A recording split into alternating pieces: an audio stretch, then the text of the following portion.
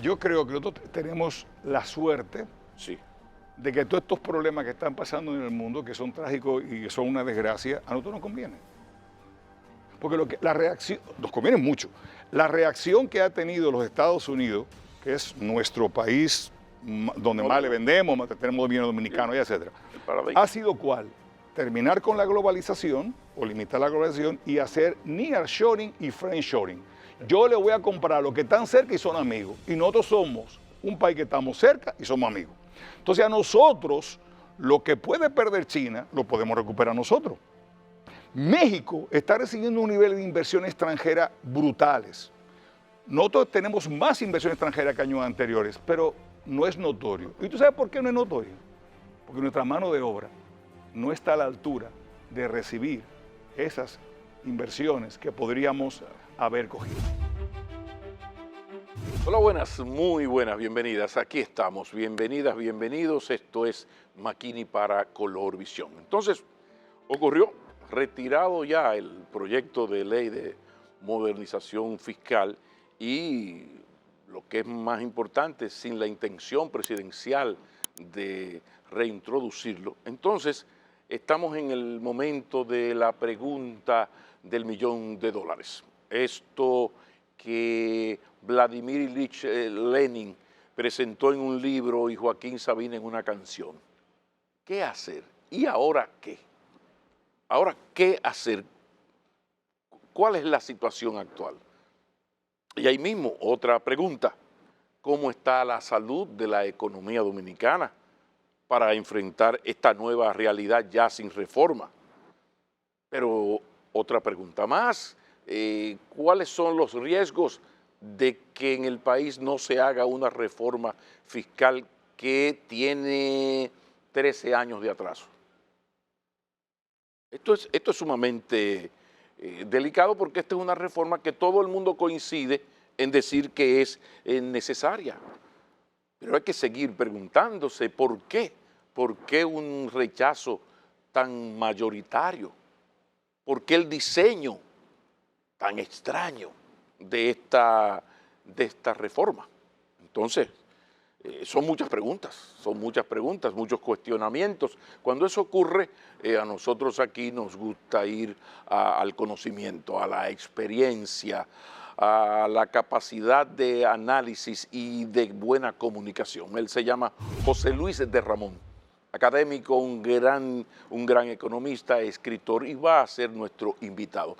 Después de la pausa, José Luis de Ramón está aquí para ayudarnos a entender la República Dominicana en su economía después del retiro del proyecto de ley de modernización fiscal. No se vayan muy lejos.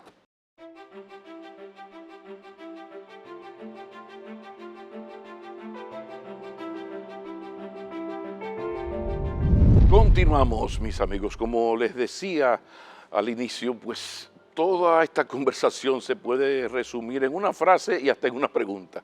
¿Y ahora qué hacer? Bienvenido, doctor José Luis de Ramón, uno de los economistas dominicanos, dominico-hispano, que yo más respeto, con una capacidad, una experiencia muy didáctico, que es una cosa que no abunda mucho entre ustedes los economistas. Es que todo un placer recibirte. Gracias. Gracias por invitarme. Para mí es un placer estar aquí y conversar contigo. ¿Y ahora qué hacer? Bueno, ahí está, la reforma la sacaron. ¿Qué hacer con esto? Y ahí mismo te suelto, ¿qué tal la real salud de la economía dominicana? fíjate, uno hubiera pensado que el presidente Abinader, ¿verdad?, iba a estar interesado en hacer una obra de gobierno trascendente. Le toca un primer periodo con el COVID, maneja la crisis sanitaria yo creo que muy satisfactoriamente. Yo creo que transita sus primeros años, básicamente ese fue un eslogan, ¿no? Estamos en época especial.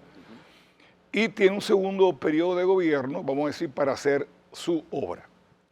El presidente tiene quizá demasiadas cosas que le interesan, pero hay cosas que en 4 años tú puedes dejar una impronta de que esto es algo que no vamos a decir como decía Néstor Luis Balaguer, que decíamos en los anuncios Don Chencho. Exacto, Don Chencho en los años. Pero sí. Entonces, la reacción de retirar la reforma fiscal básicamente origina dos cosas para el gobierno. Okay. La primera es que si el gobierno esperaba que alguien le iba a pedir una reforma fiscal como no reconsidera y vuelve, eso no va a pasar. Porque eso no puede pasar. Lo que sí van a ver son muchos páginas pagadas de periódico de gente diciendo nuestro sector apoya al gobierno, en todas, pero ya con los incentivos en el buche, con el producto que me iban a grabar en el buche. O sea, y así sí ofrecemos toda la colaboración. De eso sí va a haber mucho. Pero no hay nadie en su sano juicio que se le ocurra decir, oye, pero hay que hacer algo. En segundo lugar, cuando tú miras la reforma fiscal, lo que se pretendía era básicamente, de acuerdo al número del gobierno, recoger 120.000 millones y gastar 110.000 millones.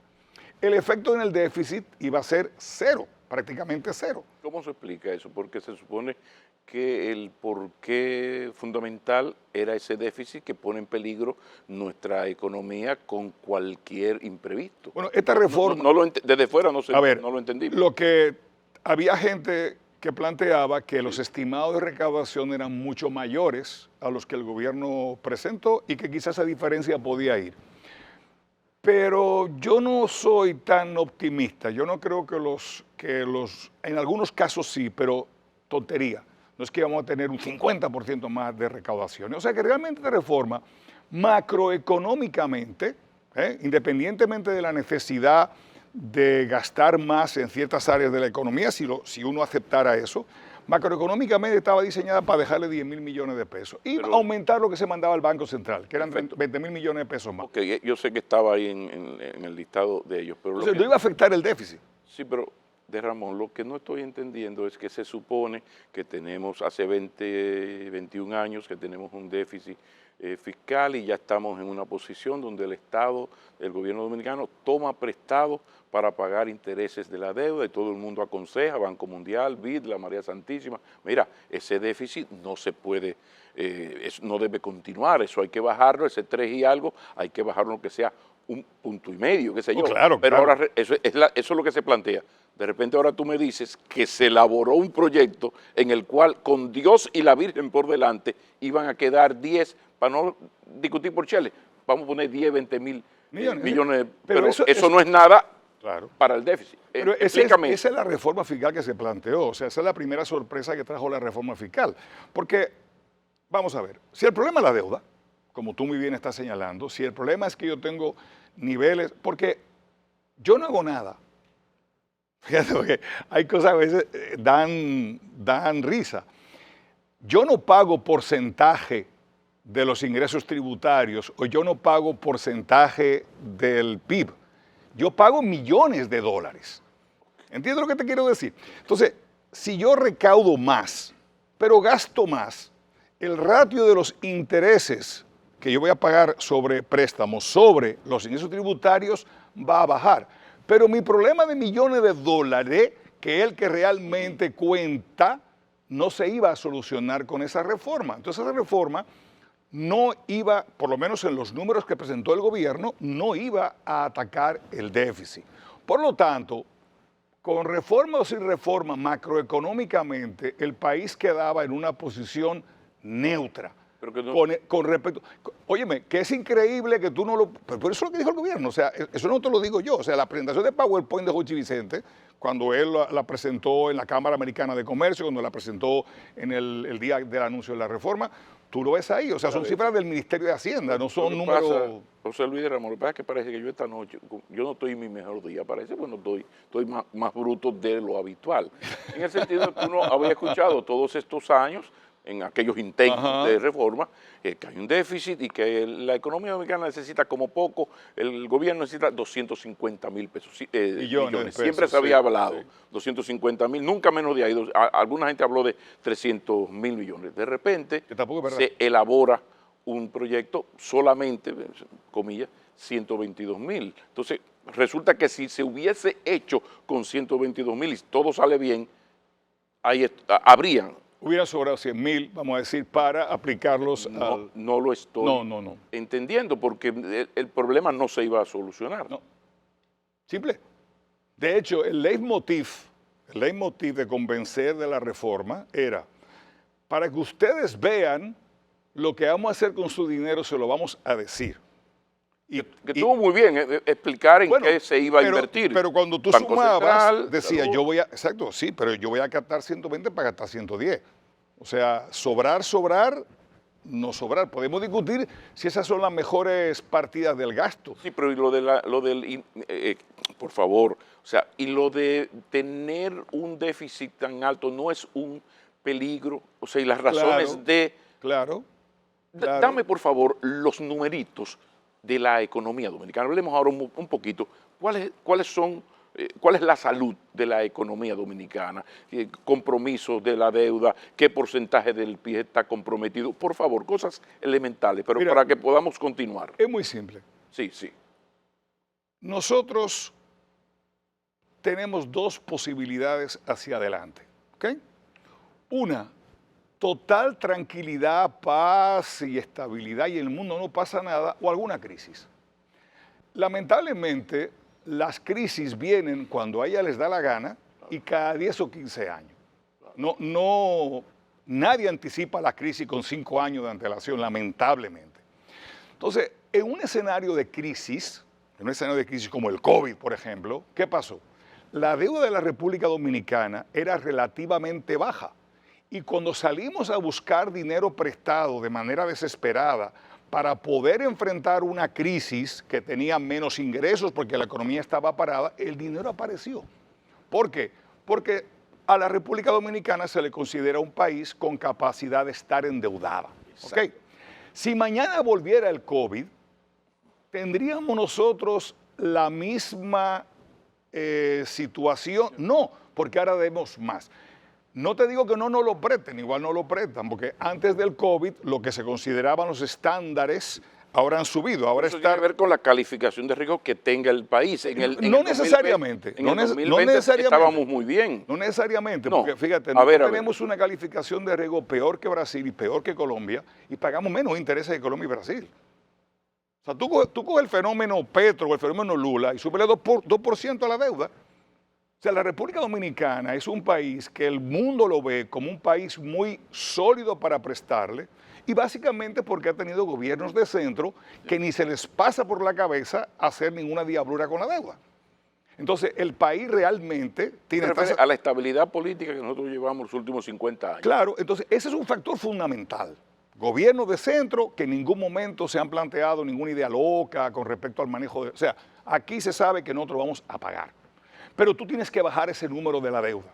La segunda cosa es que como tú lo miras, es que por cada peso que captamos de impuestos hoy, por cada peso, 25 centavos van a pagar intereses. Imagínate tú, cualquiera de las personas que nos están oyendo, no importa el nivel de ingreso que tenga, que diga cuánto yo gano mensual, 100, 25 van para intereses, no para amortizar, no para nada. Entonces, o tú subes los ingresos o tú bajas los intereses, pero si te mantienes ahí, eso te da problema algún día. Las tasas de interés subieron, eso nos aumenta todavía más el costo de la deuda, van a bajar después, pero hay muchos factores. Entonces, una reforma que nos diera a nosotros suficiente margen para que porque nos estamos endeudando para pagar los intereses. No, o sea, ya no está, porque antes ¿qué hacíamos? Estamos en intereses, no estamos hablando de capital. Exacto, nos sobraba algo de dinero, ¿verdad? Y teníamos suficiente para pagar los intereses. Ahora ya no llegamos y ahora aparte de los intereses tenemos que aumentar la deuda para pagar intereses. ¿Ok? Entonces, esa situación es mala. No moderadamente mala, no es mala y había que revertirla.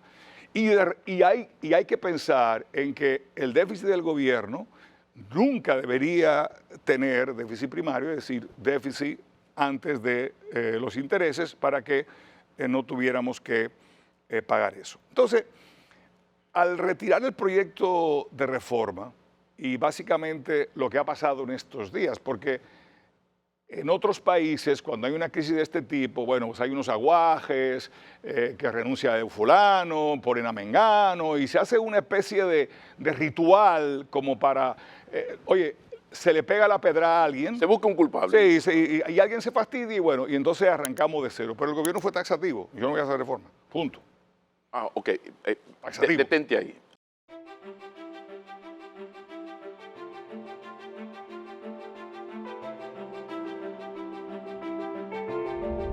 Ahí viene el peligro. Cada año tomamos cada vez más dinero para pagar ya los intereses de la deuda.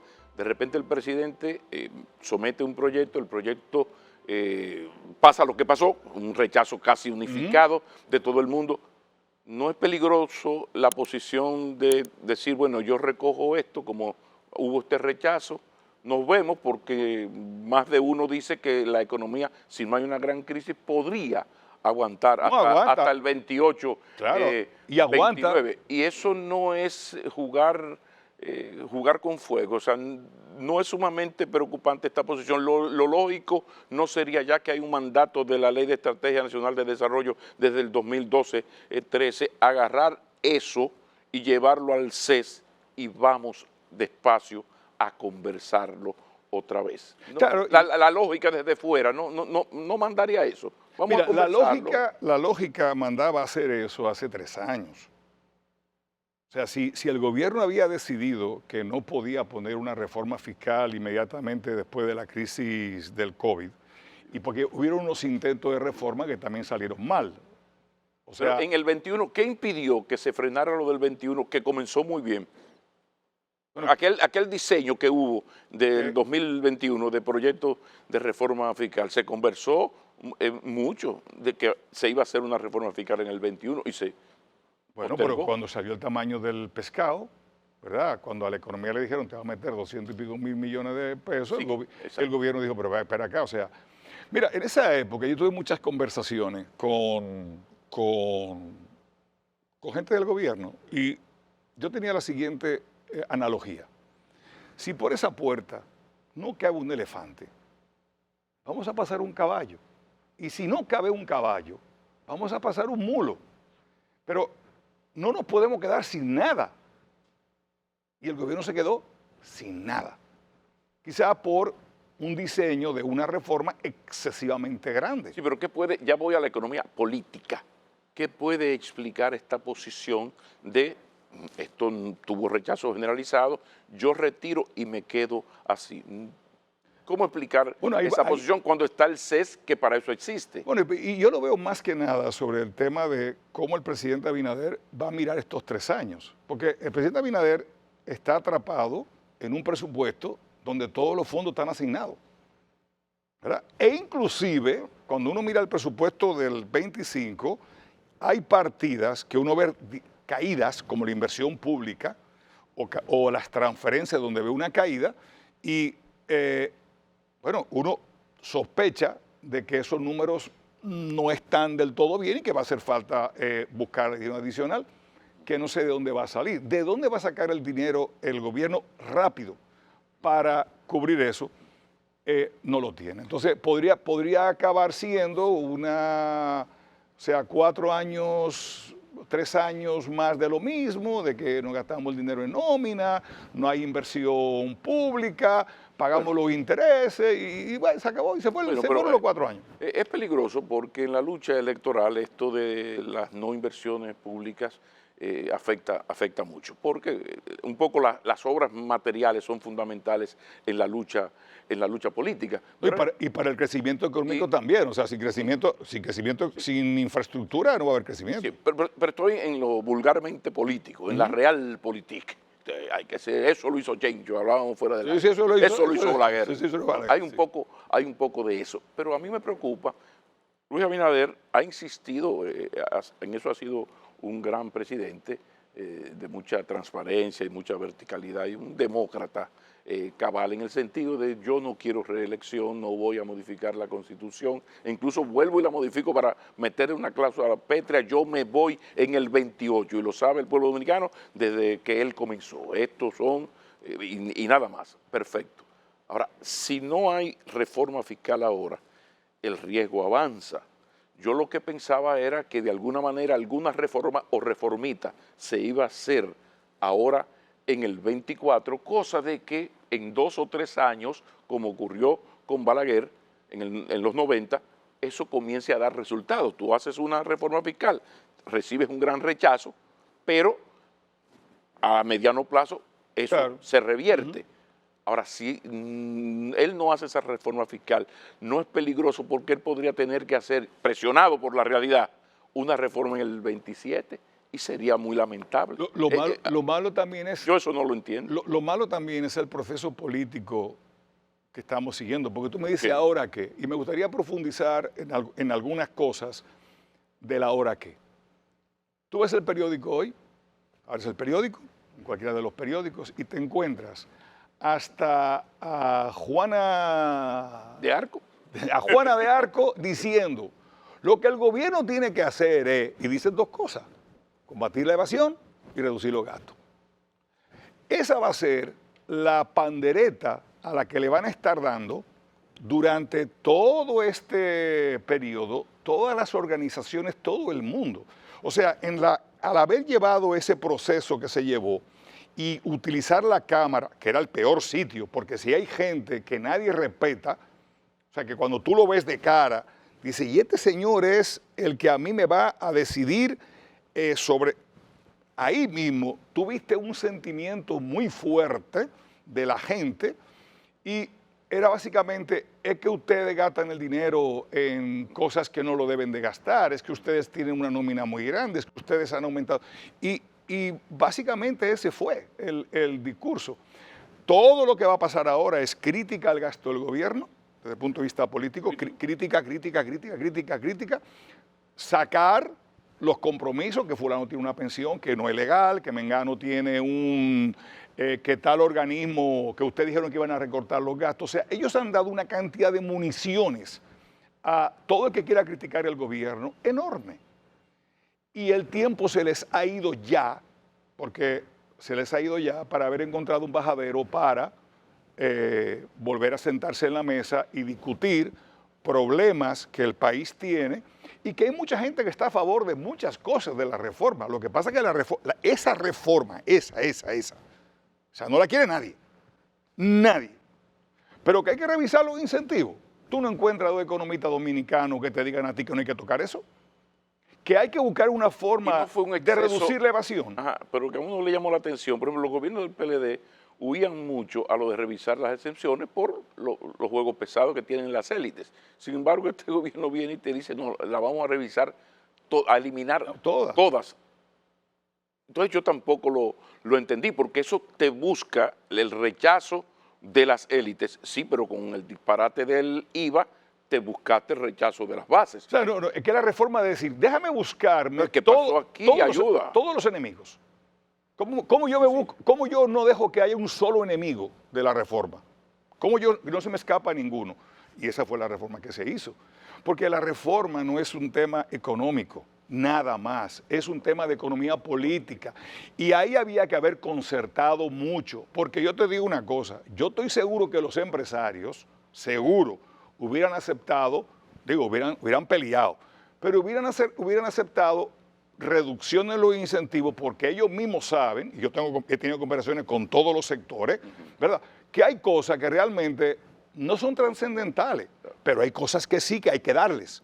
Entonces ellos no han podido pedir cosas que necesitan y que el gobierno les puede dar modificando ciertas leyes que son absurdas. Pero el tema de la gradualidad o de ir despacio, qué sé yo, el sector turístico, puede haber zonas donde se puede comprender que se actúe. Ahora, el sector turístico necesita apoyo para todos esos polos que están creciendo, Puerto Plata, Pedernales. El caso Pedernales es el mejor, Baní. Entonces, ¿qué pasó? Que lo que los PLDistas intentaron parcialmente y las élites le aplastaron y el PLD huyó, de repente aparece una reforma que es completa, como tú dices, dando por todas partes, pero incluso a las élites le dicen, no, es que vamos a revisar todas. O sea, bueno, aplauso, pero bueno, métete aquí, pero no aplique por aquí. No, yo no lo puedo entender. O sea, porque No hay. yo no lo entiendo. Y si no lo entiendes tú, ¿qué O sea, sabes porque de es eso, que no hombre? veo, fíjate, yo por ejemplo, Ajá. te voy a decir una cosa, hay leyes que para mí son más simpáticas que otras, pero yo no me llevo de mi opinión, porque la opinión es la mía, es la tuya. Yo quisiera ver estudios de impacto. Claro. ¿Qué pasa? ¿Qué pasa? Pero seguro si- que se hicieron, ¿no? Bueno, yo no lo he visto. No. Yo no conozco a nadie que lo haya visto. Yo no he visto ningún estudio que me diga a mí, mira, nosotros vamos a coger la ley de proindustria, vamos a eliminar y nosotros te garantizamos que con el nuevo régimen de cero incentivos, la industria dominicana no va a tener ningún problema. Pero O el problema que va a tener Ah. es menor que lo que vamos a hacer el gobierno con lo que vamos a captar. Yo no lo he visto. Pero eso no es lo que se le paga a ustedes, que se le paga muchísimos millones de pesos. Tú buscas un equipo del caray de economistas de altísimo nivel. Claro. Hazme, eso es lo que yo vi en otros No, no, países no, y aquí. Pero Eso, inclusive dentro del gobierno dominicano. para yo tomar la decisión. Porque fíjate, Pablo, hay una cosa que a veces se nos olvida. Por favor. Nosotros hacemos publicidad y decimos, somos un país de ingreso medio, somos un país de ingreso medio. O sea, el nivel educacional de los funcionarios que hay en el Ministerio de Hacienda, en el Ministerio de Economía, es otra fragancia. Tú tienes eso lleno de gente muy capacitada, que cuando yo, por ejemplo, empecé a trabajar, éramos 3. Hoy tú ves muchachos jóvenes, digo jóvenes de 30 y pico de años, Claro. pero que tú dices, oye, yo me quito el sombrero con esta gente. Entonces, esa misma gente podían haber hecho, vamos a decir, el trabajo de base. Y si hay que contratar a un especialista, se contrata. Pero no puede ser lo que yo creo. Lo que yo creo, eso no funciona. Porque toda esa gente que de día está en el gobierno trabajando, en la tarde está tirando números. Pero ¿y la soledad del proyecto? Porque yo comencé a preguntarle a más de uno del gobierno, gente importante del gobierno, fundamental en esto. No me digo, no, Pablo, yo no discutí los contenidos. Sí, pero tú eres el tararán. Y ven acá, y tú tampoco. Tú comenzaste a preguntar, a ti, no. Entonces, bueno, ¿a quién fue que consultaron? Incluso hay un problema serio. El PRM estaba llamando a apoyar militantemente la reforma el viernes que el presidente estaba ensayando el discurso. Sí. Entonces, no estoy entendiendo, porque esto ya nos gira a la política, que no te voy a meter ahí, porque ahí hay un tema que es político, de qué pasa entre el PRM como partido y el gobierno, que eso sí que es peligroso para una gestión de gobierno, un divorcio entre la dirigencia de un partido y su gobierno. Y te destaco ahora el tema, háblame un poco, ¿por qué no se utilizó algo que manda la lógica, esto de la gradualidad? Por ejemplo, vamos a hablarte de lo del IVA.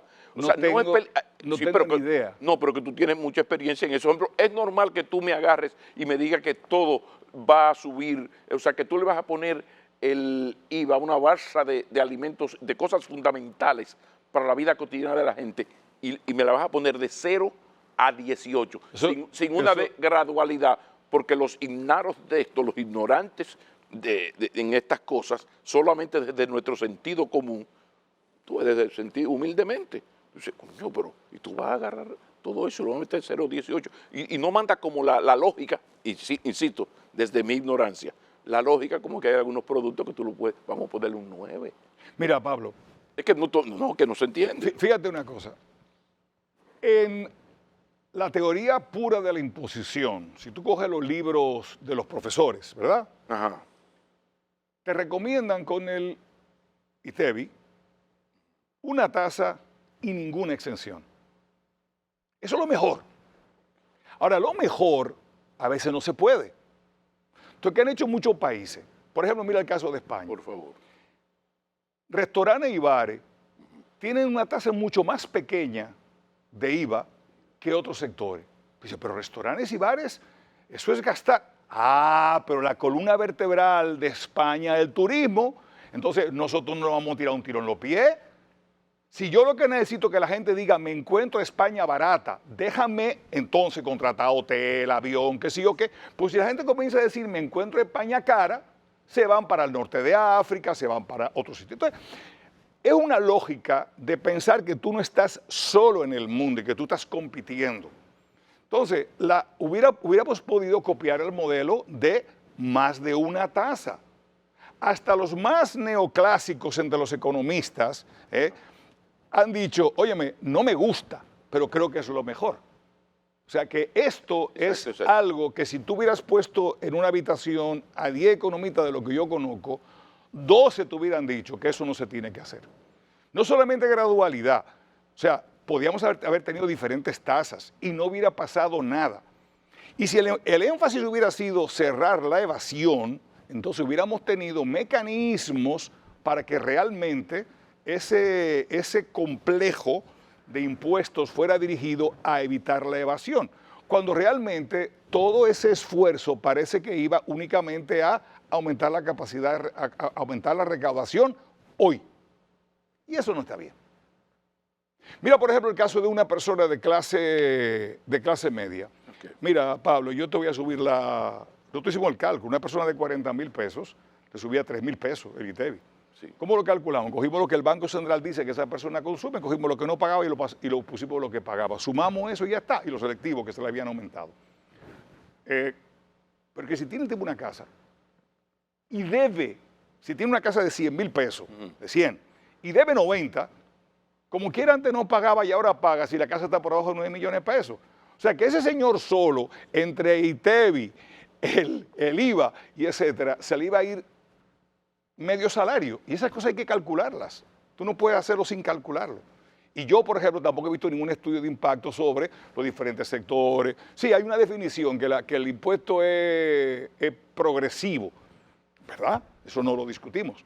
Pero es un concepto, yo creo que ya estamos a nivel para que esos conceptos así generales los podamos partir en todos los pedacitos que hacen falta y entender realmente la realidad.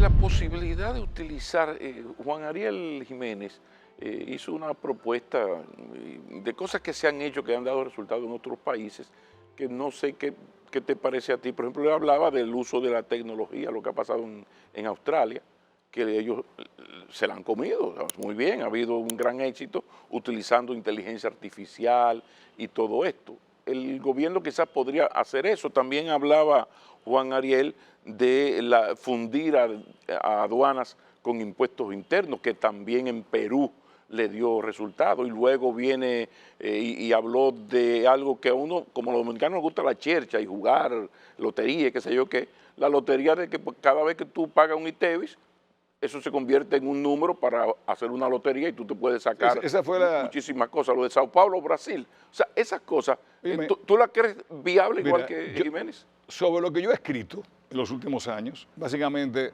yo entiendo, unir la computadora de la DGI con la DGA, eso es sumamente necesario. La fusión de las dos instituciones yo no estoy seguro, tengo que pensarlo. O sea, porque hay un tamaño de las instituciones que hay que tener cuidado. A veces tú fusionas dos cosas y pones un monstruo muy grande y no te funciona. Pero tener la información, si tú trajiste 10 televisiones como aduana, yo tengo que saber que tú la trajiste como renta y esperar que alguien me venda las 10 televisiones, ¿verdad? Ok, eso es de calle. La segunda, que es de calle, es que tú tienes que hacer que la ciudadanía participe en el proceso. Que cuando la ciudadanía va a comprar algo, ese papel que le dan le sirva para algo. ¿Qué hace la gente de clase que tiene empresa? Cogen comprobantes fiscales para reducir los impuestos sobre la renta. Pero ¿qué hace una persona? Lo que yo he planteado es que con esos documentos vayan a una casa de apuestas, se le dé una lotería fiscal, rifemos una casa toda la noche y tú verás a la gente participando. Obviamente, todo lo que es manejo de la cifra y también ver el historial, coger a los 300 grupos más grandes del país y ver el historial de cada uno de los grupos por sector. Ahora, y comparar. Sí, pero lo que pasa es que como ha habido tantos intentos de reforma fiscal y cada vez que hay un intento uno habla con expertos y le dicen cosas como estas, ¿qué es lo que ocurre? Porque, por ejemplo, lo del uso, la aplicación del uso de la tecnología, no tenía que decirlo nadie.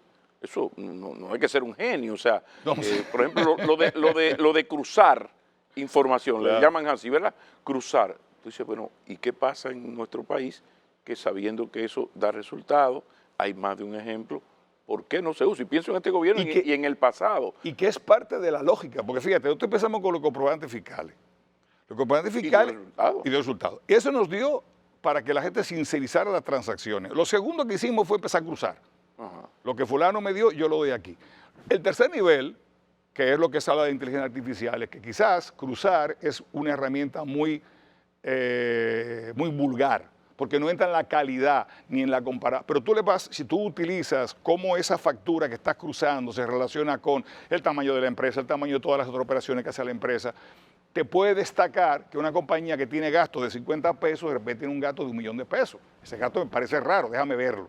Y no tengo que verlo todo. O sea, la máquina me dice, mira, este gasto me parece raro. Tú lo ves, mira, vamos a averiguar. Entonces, hay muchas herramientas que existen ahí. Por eso yo siempre he dicho que la autoridad fiscal debería traerse para acá, para que lo acompañe, no a ningún profesor. Y mira que yo soy profesor universitario y adoro ser profesor universitario.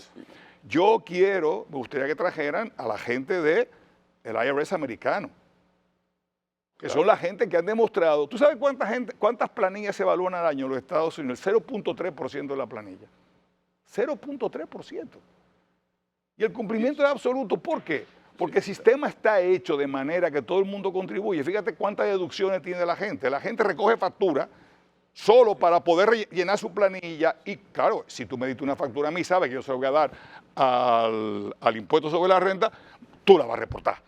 Entonces, es ir creando esos mecanismos. Sí, pero ¿a quién afecta, José Luis de Ramón, a quién afecta el hacer esas cosas que desde fuera se ven tan La lógicas? máquina O sea, elimina... ¿quién? Porque cuando tú dijiste, bueno, factura fiscal, bueno, pues había unos comerciantes que no querían por tal cosa. Ahora, cuál es la élite política, económica que sería afectada por eso? Por ejemplo, nuestros vínculos con los Estados Unidos, casi somos una vil colonia, dependiente de ellos en todo, muy bien, perfecto. Me imagino que la embajada todopoderosa, con muchísimo gusto, nos prestaría todos los asesores que necesitamos para hacer eso. ¿Qué explica que tenemos estos 23 años en este problema y ningún genio de la economía de ningún gobierno que gobierno ha sido hace cosas que desde fuera y desde dentro, que es tu caso, la ven lógica y con buenos resultados, porque no es que estamos teorizando aquí? Pablo, la computadora quita discrecionalidad. Cuando nosotros... Palabras con luz.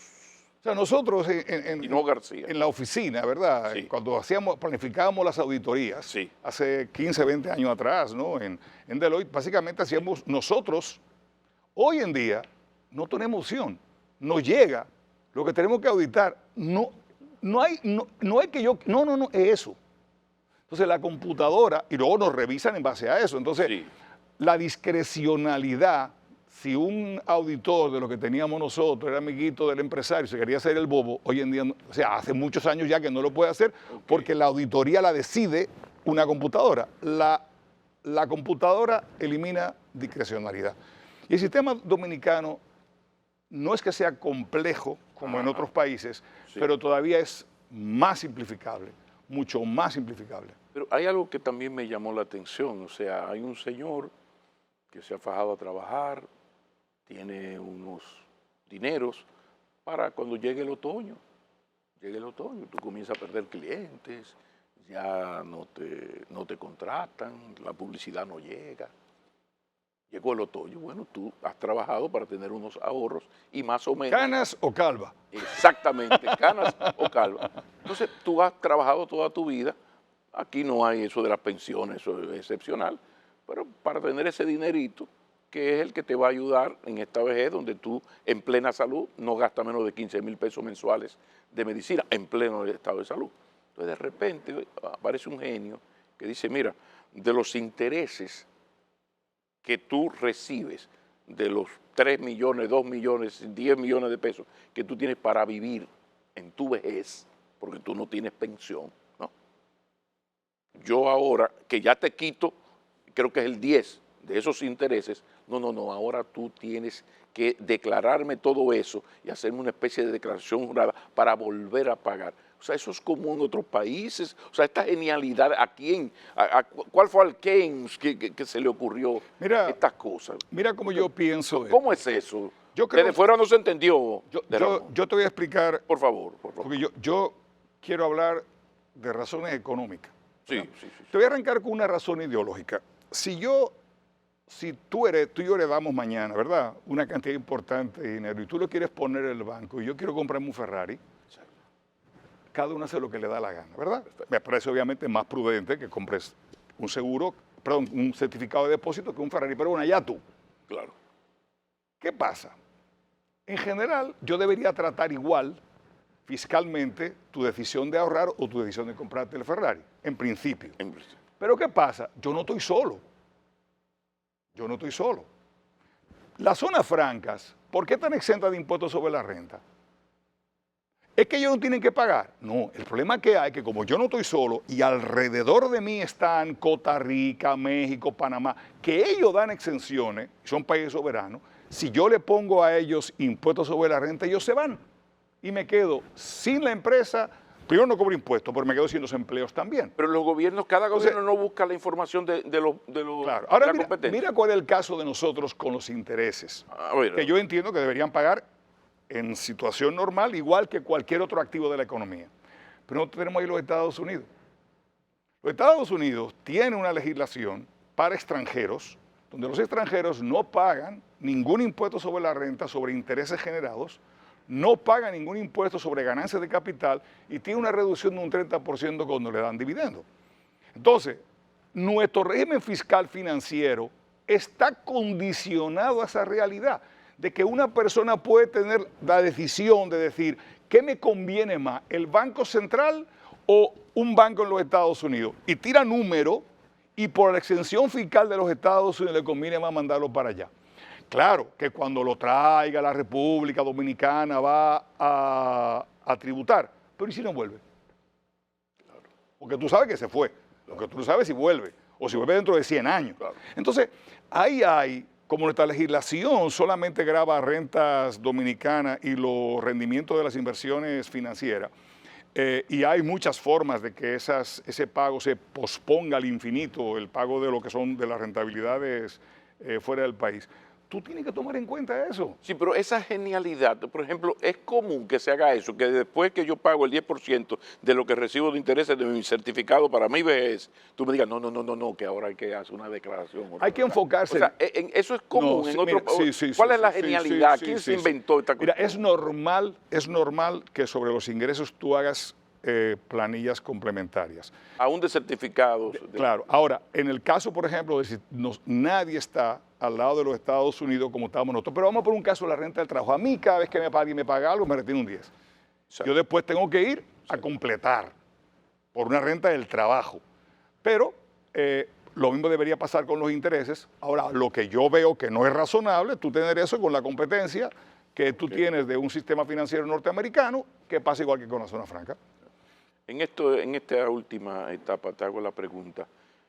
El futuro de la República Dominicana, ya no hay reforma, la situación económica internacional está ahí, la situación geopolítica internacional está ahí, estamos en un mundo de incertidumbres terribles, una especie de tercera guerra mundial entre Medio Oriente y Ucrania, los BRICS cada vez más poderosos, hay una decadencia norteamericana, europea, de donde nosotros dependemos, aquí puede pasar en el mundo puede pasar cualquier cosa, esto de Putin, todo este escenario.